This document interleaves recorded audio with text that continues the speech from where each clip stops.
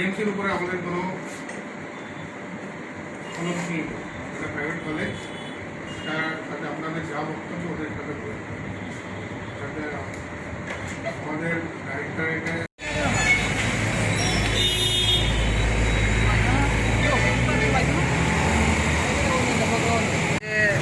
TMC মেডিকেলের ফিস বৃদ্ধি হয়েছে। আজকে আমরা ডাইরেক্টর অফ মেডিকেল এডুকেশন চিন্ময় বিশ্বাস স্যারের সাথে আমরা কথা বলার জন্য এসেছি। 2017 সালে ছিল 21 লক্ষ টাকা মেডিকেল কলেজের ফিস, 4.5 বছর। 2018 সালে হলো 19 লক্ষ টাকা। এখন 2020-এ এসেছে ইন টোটাল 54 লক্ষ টাকা লাগবে মেডিকেল কলেজের ফিস। আজকে যারা গরিব মেহনতি ছাত্ররা আছে, যাদের কৃষক শ্রমিক খেটে খাওয়া মেহনতি মানুষ, ওরাও তো চায় যে আমার ছেলে যাতে ডাক্তারি পড়ে। আজকে এই বিষয়ে এত ফিস বৃদ্ধির প্রতিবাদে আজকে আমরা এখানে এসেছি স্যারের সাথে কথা বলার জন্য। আমরা একটা মেমোরেন্ডাম সাবমিট করতে এসেছি।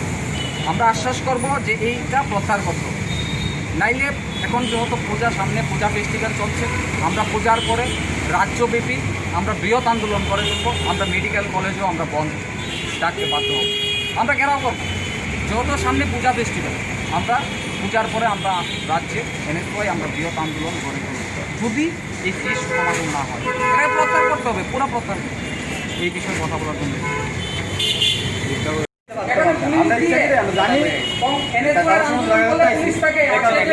এখানে প্রোগ্রাম করছে, এবিপিপির লোকরা প্রোগ্রাম করছে, এখানে তো পুলিশ নেই।